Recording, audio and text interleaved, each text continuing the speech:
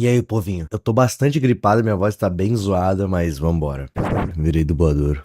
Vambora. E qual foi, fi? Tá copiando minha voz aí? Qual foi? Qual foi? Tá achando que é quem? Copia minha voz não, copia minha voz não. Que é isso aí? Não se esqueça. Vai ser difícil. Não se esqueçam da nossa meta de 2 milhões. A gente já passou da metade. Eu conto com a tua ajuda. Tem muitos vídeos aqui nesse canal que eu trato de um assunto que daria um gancho pra um outro assunto. E nisso eu lanço a famosa frase: vocês topariam um vídeo de tal coisa? Mas tanto eu quanto vocês sabem que eu não vou fazer. E eu sei que vocês ficaram com essa sensação com um vídeo sobre os sobreviventes de Forsaken. Afinal, o vídeo que eu comentei sobre essa possibilidade já tem 5 meses e eu nunca mais toquei no assunto. Inclusive, quase 1 milhão nele. Dá uma moral lá. Desde que eu fiz aquele vídeo, vocês sempre têm me flodado em lives no Twitter e no Insta. Ipi, cadê o vídeo dos sobreviventes de Forsaken? Ele tá aqui, meu amigo. Vocês vão ter esse vídeo como um presente de fim de ano meu pra vocês. Então se acomoda aí, se inscreve no canal e vamos à lore de todos os 11 abandonados. Ok, pra gente começar a entender a história de cada um, eu preciso explicar pra vocês como eles se dividem. São no total 3 classes: sobreviventes, sentinelas e suporte. Os sobreviventes são os personagens que são bons em evasão. Eles têm habilidades que auxiliam na gameplay pra fugir do killer com facilidade, desvio e velocidade. Eles têm essas habilidades justamente pra conseguir focar nos objetivos, os geradores. Os sentinelas são o completo oposto. Os sentinelas conseguem dar porrada no killer, deixando ele atordoado, mais lento. E isso dá mais tempo pros sobreviventes terminarem as tarefas. Só que nessa trocação do killer com os sentinelas acabam levando dano. E pra eles não entram os personagens suporte. Esses personagens, como o próprio nome sugere, servem pra ajudar os players com pouca vida. Eles têm habilidades que servem justamente pra curar os aliados, só que eles são péssimos em combate direto com o killer. Quem joga de suporte precisa ser um exímio estrategista, porque se o killer focar no suporte logo de início, é game over pro time todo. Falando assim até parece que é um jogo balanceado. Ok, tendo apresentado todas as 3 classes, eu vou começar essa história com um personagem que não é de nenhuma delas. Afinal, a gente precisa falar do criador de todo o reino dos abandonados. O espectro é basicamente uma entidade, e é essa entidade que traz os abandonados para o mundo de Forsaken. Tudo para ficar no que ele chama de testes. Essas partidas são todas testes. Ele tá testando tanto os killers quanto os sobreviventes, num gato e rato infinito. No fundo, a gente sabe que isso é mentira, não existe teste nenhum. O espectro é simplesmente um ser sádico, que se alimenta e se diverte da agonia dos sobreviventes lutando pela própria vida, e da fúria que move os killers, que estão caçando os sobreviventes sem nem ao menos saber o porquê. O que rola é que o espectro caça os robloxianos pra esse jogo de 2 formas. Tanto as pessoas que viram killers quanto as pessoas que viram sobreviventes sempre têm algo em comum: uma rachadura na alma. Mas o que determina o que ela vai virar em Forsaken se determina pelo qual motivo essa rachadura se abriu. Tristeza, luto, dor. Se esse é o motivo da sua rachadura, tu vai se tornar um sobrevivente. Raiva, ira, ódio. Se esses são os seus motivos, você vai virar um killer. O espectro é um ser que, quando ele não tá caçando pessoas pro seu jogo, ele tá apenas observando elas nesse looping eterno que ele coloca elas. Os robloxianos sabem que eles estão sendo capturados pelo espectro porque o ambiente vai denunciar a chegada dele. Um céu avermelhado somado a uma névoa densa e pronto, você tá em Forsaken. Agora que eu expliquei a arquitetura desse universo, vamos falar dos personagens dele em si, começando pelos sentinelas. Toda a lore do Two Time gira em torno do infame spawnismo. Aquela seita que algumas pessoas levaram a sério no TikTok e que eu já fiz um vídeo dedicado. Two Time era um cultista. A gente não tem informações do que fez ele ficar vidrado nesse culto, mas ele ficou. E no meio dessa religião, em torno de cultos e ritos, ele conheceu Azuri, e ambos tiveram uma amizade muito forte. Ambos eram devotos ao culto spawnismo. Tanto Two Time quanto Azuri acreditavam no mesmo deus. Mas o que rolou é que a devoção do Two Time começou a virar uma obsessão. E pelo fato dele estar obcecado, ele começou a julgar Azuri como menos devoto, mas ele não odiava Azuri por isso, só era algo que ficava na mente dele. Em certo momento, alguém dentro do culto entregou para Two Time a adaga de fogo fantasma. No momento que Two Time recebeu essa adaga, ele não sabia para que ela servia, mas os cultistas que deram essa adaga para ele já tinham planos. Aquela adaga ia servir para que Two Time sacrificasse Azuri. Two Time precisava provar sua fidelidade ao spawnismo, e se ele fizesse isso com Azuri, seria concedido a ele o poder do renascimento. conhecimento, que é o fundamento principal do spawnismo, né? Spawn. Depois que Two Time sacrificou Azuri, ele sentiu culpa imediata pelo que ele fez. Mas isso não fez ele parar de crer no culto. Na mente dele, isso que ele fez era uma tragédia, mas era necessário. E, bom, foi toda essa culpa e luto que fez ele ir parar em Forsaken. Curiosidade, Azuri vai virar um killer em Forsaken, e o encontro de Two Time sobrevivente com Azuri Killer promete. Agora eu vou falar das habilidades do Two Time. Só deixando claro que esse vídeo aqui é focado na história dos personagens. Eu vou citar as habilidades só pra ficar mais completo, mas eu vou citar elas de forma meio simplória, até porque é uma questão muito técnica explicar exatamente o que cada coisinha faz. Enfim. A adaga do sacrifício. Se acertado pela frente, dá resistência por poucos milésimos ao player, além de curar 10 pontos de vida do player. Vai causar 10 de dano e vai aplicar lentidão no killer. Agora, se atacado por trás, vai acontecer a mesma coisa, só que em dobro. Tudo isso pra lembrar Two Time o quão covarde ele é por ter atacado Azuri pelas costas. Two Time também consegue se agachar com a adaga na mão, e isso deixa ele indetectável pelo killer. Ele basicamente entra num modo furtivo. Ele também possui a habilidade Ritual, onde ele basicamente define um ponto de spawn pra sua segunda vida. Pelo menos foi isso que eu entendi. Esse daqui é um dos mais difíceis de explicar. Eu já fiz um vídeo contando a lore dos killers, e uma coisa que eu salientei muito naquele vídeo era que alguns dos killers de Forsaken não são criados pro game. A maioria deles vem de outras histórias e mitologias dentro do próprio Roblox. E esse Guest 1337 é um desses casos. Vocês vão entender a toca do coelho que eu me enfiei.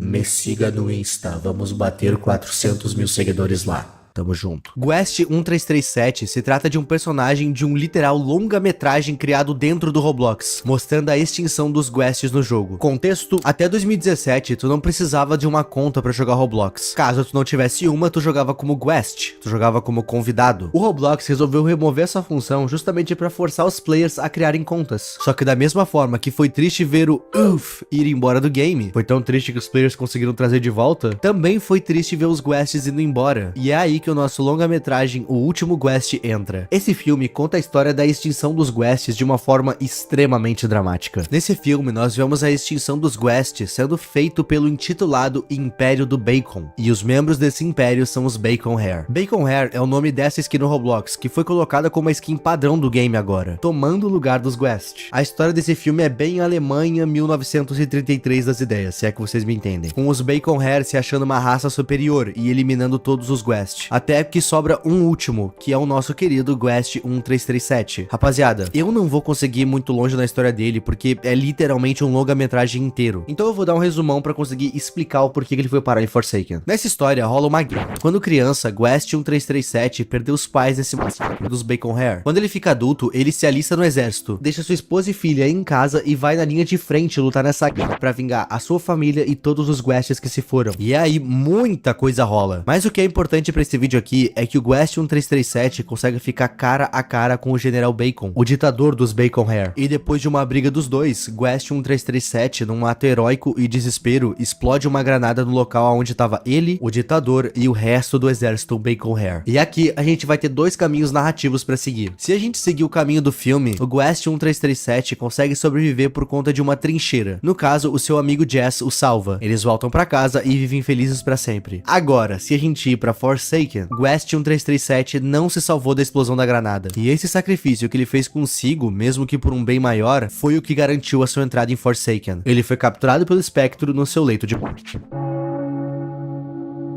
Cobrar. Com essa habilidade, o Guest dá uma investida de 1 segundo. Se nessa investida ele tocar o killer, todas as habilidades do killer vão ficar desabilitadas. Porém, se o Guest não tocar no killer, ele vai receber lentidão por alguns segundos. Soco. O Guest pode meter uma muqueta, e se o killer levar ela, ele toma um stun de 2 segundos e fica atordoado. Bloquear. O Guest pode bloquear um golpe do killer. Ele basicamente faz uma pose de bloqueio e aplica resistência em si mesmo por poucos segundos. Mais especificamente por 1 segundo. E se o bloqueio for bem feito, ele vai ganhar velocidade por poucos segundos também para conseguir fugir. E é basicamente isso daí que a gente tem no Guest 1337. Chance é um dos personagens mais confusos que a gente vai ver aqui, simplesmente porque a história dele é extremamente incerta. Ela foi reescrita, e segundo a wiki do jogo, a gente não tem uma explicação canônica de como ele foi parar em Forsaken. Mas vamos ver a história desse personagem segundo a lore atualizada dele. Chance era um homem viciado em cassinos, apostas, e também em se meter em furada. Não precisa ser um gênio pra saber que nesse meio de cassinos e apostas tem muita gente perigosa envolvida. Era justamente com essa galera que o Chance tinha contato. Pois bem, ele tinha uma certa relação com uma família mafiosa, e era com eles que ele jogava sempre. E em mais uma noitada de jogos de azar e etc, o Chance consegue ganhar uma bolada de forma injusta, e nisso, essa família que ele sempre jogava passou a caçar ele, até que ele pagasse a dívida dele com eles. A partir daqui é onde a história dele tá parada. Eu sei que a galera que é bem viciada na mitologia de Forsaken vai vir comentar que um personagem chamado Eye-Trapped ainda é canônico. Ele é, mas ainda não foi dito qual a sua função nessa nova versão da história. Na antiga, o Eye-Trapped é meio que um amigo do Chance, mas na real ele tinha era raiva do Chance. No final da história, ficava meio que subentendido que o Eye-Trapped tirou a vida do Chance, e assim ele vinha parar em Forsaken. Mas se eu tiver errado, podem me corrigir aí, beleza? Eu realmente fiquei meio perdido nessa história. Lançamento de moeda. É o famoso cara ou coroa. Se der cara, ele vai ganhar uma carga para as demais habilidades dele. Se der coroa, ele vai receber fraqueza por 15 segundos. Relatação. Essa habilidade é uma aposta. Oh, this is a bet. Chance começa por padrão com um número aleatório para sua vida máxima. E essa habilidade te dá a chance de aumentar essa vida máxima. Tu pode acabar aumentando ou não. Digamos que tu tá com a vida em 50%. Tu usa essa habilidade e a tua vida vai para 80% agora. Mas assim, tu ainda vai estar com os teus 50% de vida, tendo que curar 30 pra fechar os 80. É confuso, mas é isso aí. Ao longo da partida, o player pode tentar a sorte 3 vezes, e todas as vezes que ele tentar, ele zera a carga dele em outras habilidades. Um salve pro editor do canal aí que me ajudou a entender essa habilidade desnecessariamente confusa. Estou meio maluco. É a vida. Concerto de chapéu. Lembram que jogando cara ou coroa, o Chance pode acabar tomando fraqueza? Pois bem, a fraqueza que ele toma é acumulativa, ou seja, tu pode estar com, sei lá, fraqueza 3 só jogando a moeda. A habilidade Concerto de Chapéu vai transformar qualquer fraqueza acumulativa que tu tenha no teu personagem em fraqueza 1. E só dá pra usar essa habilidade depois de ter 3 de carga em todas as outras. Além disso, essa habilidade vai remover a carga das outras habilidades, além de consertar a arma do Chance. E falando nela, um tiro. Essa habilidade é uma desgraça. O Chance saca uma pistola por ignição de pederneira, aquelas pistolas de pirata, e quando tu dispara com ela, podem acontecer 3 coisas. A arma explodir na mão do Chance, causando dano nele, ou então a arma pode simplesmente falhar, fazendo o player ter que carregá-la de novo. Se tu tiver cara a cara com o killer e isso rolar, tu se ferrou. E claro, pode rolar da arma disparar. Quando isso rola, o killer vai tomar um stun de 1 a 4 segundos, que varia da distância do tiro. A arma também vara a parede, e se tu acertar um killer pela parede, ele vai tomar lentidão ao invés de atordoamento. Tem mais coisas que podem rolar com as 3 interações da arma, mas daí é coisa técnica demais envolvendo porcentagem e área. E esse não é o nosso foco. Shedletsky, ou como vocês gostam de me zoar, Shedeltsky. Pra galera que é bastante ligada em mistérios, args, lendas ou curtas de Roblox, já vai estar bem familiarizado com Shedletsky. Afinal, por algum motivo que eu não sei, a comunidade do Roblox tem um hiperfoco imenso em colocar os devs do jogo como protagonista das coisas. Não tô reclamando não, tá? É bem maneiro isso, inclusive. Agora eu tô na dúvida se é Shedletsky ou Shedletsky. Shedletsky. Eu vou ler Shedletsky. Dentro da lore de Forsaken, Shedletsky foi um engenheiro criativo do Roblox, tendo criado e ajudado a criar alguns games dentro do jogo, sendo mais famoso muito provavelmente o Luta de Espada nas Alturas. E é muito maneiro que essas coisas envolvendo a vida do desenvolvedor Shedletsky foram incorporadas no seu personagem Forsaken, tal qual as espadas do game de luta dele, ou então a obsessão por frango frito, que pelo que eu entendi é referência a outro game intitulado The Normal Elevator. Não existe uma história confirmada de como Shedletsky foi parar em Forsaken, só tem um monte de teorias dos fãs, e a teoria mais aceita é que Shedletsky foi parar lá por conta do seu irmão gêmeo do mal. Eu tô falando do 1x1x1x1, que é um killer dentro do game. É interessante pensar nessa teoria porque, na vida real, o 1x1x1x1 era uma conta extremamente influente na comunidade do Roblox. Acreditavam que essa conta se tratava de um hacker tal qual Cool Kid, mas na verdade, o 1x1x1x1 havia sido criado pelo próprio Shedletsky, no intuito de incorporar uma lore que havia sido apresentada no Necrobloxicon, um item extremamente raro da loja do Roblox e extremamente importante em todo o folclore do Roblox. Caso tu queira entender um pouco melhor, eu expliquei essa história com mais detalhes nesse vídeo aqui. Pois bem, a teoria que os fãs creem é que o Shedletsky entrou em conflito com o 1x1x1x1 e acabou perdendo. Eu só não sei se foi isso que levou ele pro Forsaken ou não. O que eu sei é que o Shedletsky fez uma promessa de proteger todos os sobreviventes da sua criação, e ele se mantém fiel a essa promessa. Corte. Shedletsky dá um dano de faca no Killer, deixando ele atordoado por poucos segundos. Além disso, o player vai receber resistência de volta. É o famoso cashback. Frango frito. A cura do Shedletsky. Quando utilizado, vai ser curado 40% da vida do player ao longo de 10 segundos. Só dá pra usar 2 vezes por partida. Shedletsky é o nosso último sentinela, nos levando assim aos sobreviventes.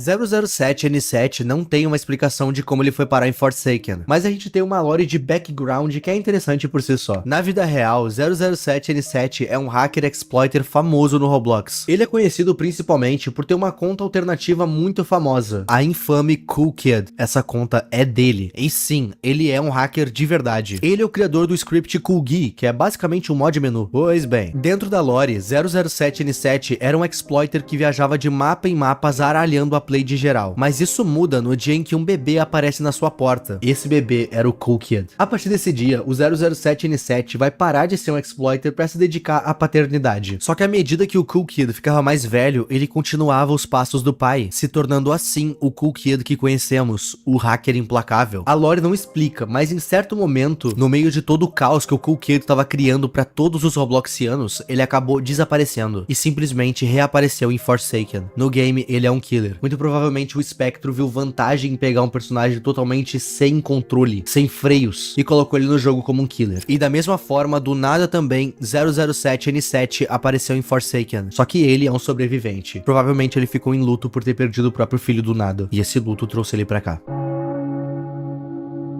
Clone. Quando ativado, o 007N7 vai criar um clone dele mesmo que vive por 10 segundos e lura o killer. Enquanto isso, o player em si vai ficar invisível e indetectável pro killer. Sim, essa habilidade é bem roubada. Coolgi. Depois de 6 segundos ativada, o 007N7 vai ser teletransportado pro spawn de sobrevivente mais próximo. Essa habilidade é boa pra fugir. Injetar. Essa habilidade é totalmente focada no clone que o 007N7 pode criar. Quando ativada, ela vai alterar o modo que o clone se movimenta, que normalmente é em linha reta. No caso, a gente tem 3 variações, sendo uma em que ele vaga sem rumo, uma onde ele vai até o ponto de spawn mais próximo, ou então o clone vai caminhar para onde o player tá olhando ou apontando com o mouse. Ok, acabamos de chegar mais ou menos na metade do vídeo e eu quero deixar um disclaimer aqui pra vocês. Se por um acaso eu tiver passado alguma informação errada, não me devorem, por favor. Sinta-se à vontade para me corrigir. Se teve erro aqui, tem muita informação acontecendo, informações que eu não tinha muito conhecimento. Se teve algum erro, não foi intencional. Pode me corrigir, mas não me mate.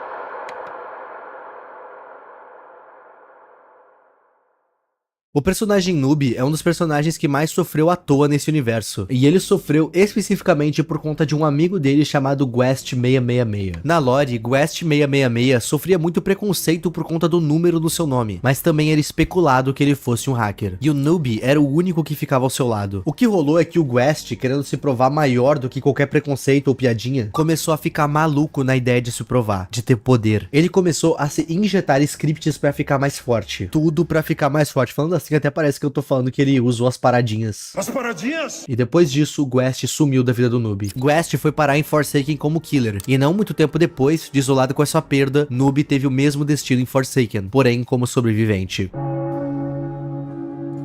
Bloxicola, a famosa. Quando o noob bebe, ele fica com velocidade por alguns segundos. Essa bebida também vai tirar qualquer efeito de lentidão que o personagem possa ter. Pele de ardósia. Quando ele bebe essa poção, o noob fica praticamente sólido. Ele vai receber em torno de 80% de cura extra, porém ele vai ficar 45% mais lento. Tem que memorizar o roteiro pra falar, né?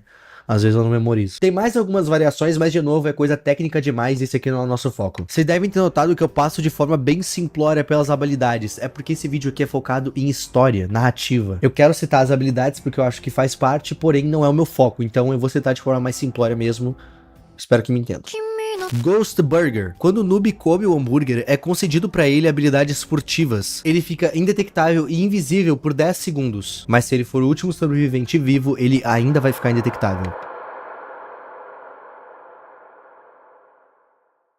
Verônica é uma personagem extremamente nova em Forsaken, o que faz com que ela mal tenha uma lore criada. Mas a gente tem um background, pelo menos. Basicamente, essa personagem era pra ser um robô assistente, só que ela ficou sem função, sem clientes, abandonada. E ela, por ser um robô extremamente tecnológico, tinha sentimentos. E essa falta de propósito fez com que ela ficasse raivosa. Ela tomou pra si o estilo de vida meio rebelde, meio adolescente. Vandalismo, skate e grafite. Parece frase que o Chorão diria, mas é o que define a Verônica. E no meio dessa rotina inútil, lascansada, a Verônica se lembrou do porquê ela foi criada. Um robô auxiliar. Ela estava fazendo o exato oposto do seu propósito. E nisso, ela caiu em uma depressão profunda e robótica. A partir daqui, a gente não tem mais explicações. Nem do que rolou depois disso e nem como ela foi parar em Forsaken. A história dela ainda tá sendo escrita. Ela é realmente muito nova. Ela foi adicionada esse ano, pra vocês terem uma ideia.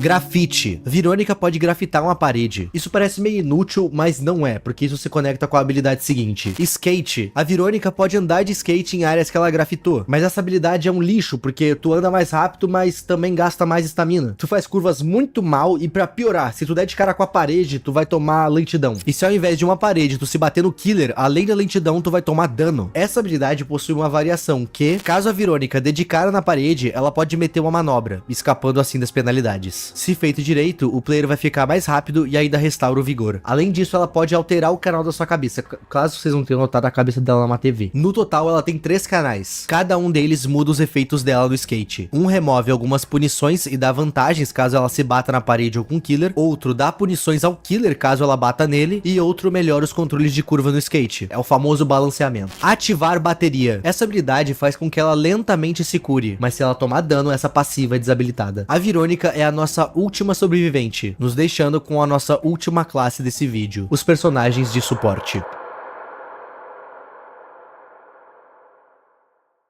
Elliot é mais um personagem homenageando um outro game famoso do Roblox, o famoso Trabalhe em uma Pizzaria. No caso, o Elliot é baseado no personagem do ícone de entregador da Builder Brothers. Pois bem, a gente de novo não sabe quase nada do Elliot. Esse personagem praticamente não tem lore, mas o que conecta ele ao Forsaken é que, contexto, na vida real, o hacker Cool Kid zalharava em 2 mapas, o mapa dos desastres naturais e o próprio Trabalhe em uma Pizzaria. E na lore do Forsaken, o Elliot estava trabalhando na pizzaria no dia que o Cool Kid fez esse ataque. E isso é tudo que a gente tem. Além dele, o máximo de lore que a gente tem até agora sobre o Elliot em Forsaken é que no mapa da pizzaria dele em Forsaken, a gente pode achar uma foto dele com a sua família, prováveis pai e mãe. E isso talvez tenha algo a ver com a sua vinda pra Forsaken. Pizza arremessada. O player que tiver de Elliot pode arremessar pizzas para curar outros players, podendo curar até 20 pontos de vida. Hora do Rush. Sempre que ele usa essa carga, ele ganha velocidade por 3 segundos. E o Elliot, por ser suporte, também vai sempre conseguir ver uma aura em todos os players que tiverem feridos. Além de que sempre que ele ajudar num objetivo do mapa, ele também aumenta 4 pontos no tanto de cura que ele fornece. Na lore de Tap, ele era um membro fundamental da Roblox. Ele ajudava os administradores do jogo a destruírem mapas abandonados por players ou então mapas que não tinham administração, para evitar baderneiro. O Tap fazia esses trabalhos de demolição principalmente pro Builderman, que é outro personagem, mas a gente já chega lá. O que rolava é que durante esse trampo de demolição, o Tap acabava involuntariamente deixando um bando de NPCs sem casa. Alguns NPCs inclusive perdiam a vida nos destroços. E o Tap não tava nem aí. Ele só fazia o trabalho dele. Eventualmente a população se enfureceu com esse personagem. O Tap tinha virado um inimigo da população, com a cara dele em tudo que é canto em cartazes de procurado. Quando chegou nesse nível, o Tap se barricou dentro da própria casa. Tudo isso pela própria segurança. Eventualmente, ele acabou demonstrando arrependimento pelas vidas que ele destruiu, mas não é explicado como ele foi parar em Forsaken, mas muito provavelmente a culpa de ter tirado essas vidas fez com que o espectro o levasse. Agora ele ajuda / salva vidas. Afinal, ele é um suporte.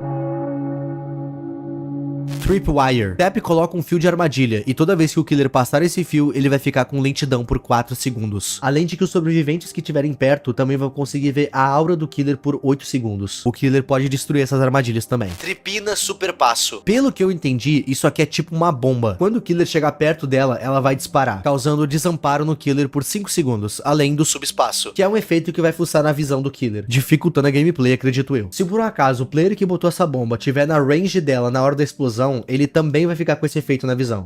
E o killer pode destruir essa bomba com projéteis de longe, fazendo assim ela bastante inútil.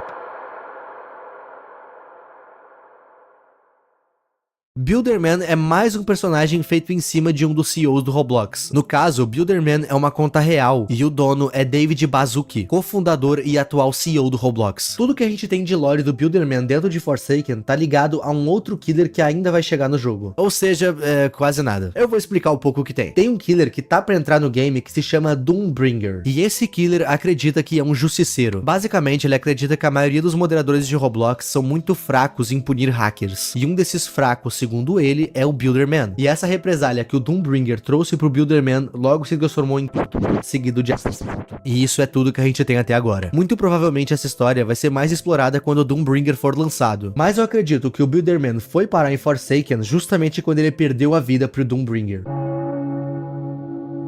Construção sentinela. Quando utilizar essa habilidade, o player vai construir uma sentinela que vai atirar no killer. Esses tiros vão dar dano e lentidão no killer. Ela parece boa até descobrir o HP dessa torreta, que é um ovo. Ela é mais uma distração do que algo efetivo de verdade. Dispensadores. Se trata de outra estrutura que o Builderman pode criar. O dispensador é um dispositivo que cura 1 de HP por segundo para todos os players próximos. Mas essa estrutura aqui consegue ter menos HP que o próprio sentinela. Mas essa sim é útil, afinal ela cura.